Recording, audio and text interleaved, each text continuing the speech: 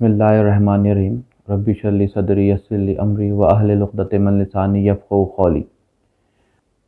آج ہم سورۃ القریش کے بارے میں معلومات حاصل کرتے ہیں۔ یہ مکی صورت ہے، اس میں کل 4 آیتیں ہیں۔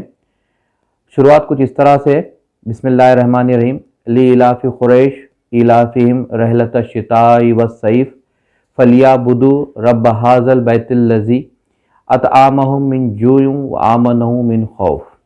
یہ 4 آیتیں ہیں۔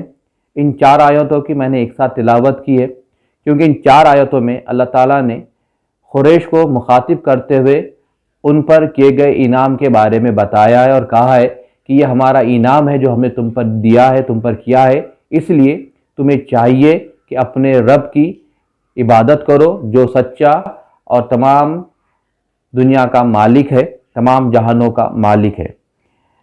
اللہ تعالیٰ کہتا ہے کہ ہم نے تمہیں مانوس کر دیا، ہم نے تم کو بتایا۔ کیا بتایا؟ کہ سفر کس طرح کیا جاتا ہے، کیونکہ عام طور پر قریش کے جو قبیلے تھے وہ تجارت کیا کرتے تھے، اور تجارت کرنے کی وجہ سے وہ ایک جگہ سے دوسری جگہ ملکوں کو علاقوں میں جا کر تجارت کیا کرتے تھے۔ اللہ تعالیٰ قریش والوں سے کہہ رہے ہیں کہ ہم نے تم کو موسموں سے مانوس کر دیا۔ اب موسموں سے مانوس کرنا کے معنی یہ ہوتے ہیں کہ جب عرب میں سردیاں ہوتی تو عرب کے قبیلے یمن کی طرف جاتے جو کہ گرم علاقہ تھا، اور جب عرب میں سردیاں ہوتی تو وہ شام کی طرف جاتے جو کہ بہت ٹھنڈا علاقہ تھا۔ تو اللہ تعالیٰ کہہ رہے ہیں کہ ہم نے تم کو موسموں کے بارے میں معلومات دے کر، موسموں کے بارے میں تم کو سکھا کر ہم نے تم کو مانوس کر دیا، اور تم کیا کرتے ہو؟ تجارت کے لیے ایک جگہ سے دوسری جگہ موسموں کے حساب سے جاتے اور خوب فائدہ کماتے ہو۔ دوسرا یہ کہ خانہ کعبہ کے متولی ہونے کی حیثیت سے قریش کی بہت زیادہ اہمیت تھی، بہت زیادہ ان کو عرب میں عزت کی نظر سے دیکھا جاتا تھا۔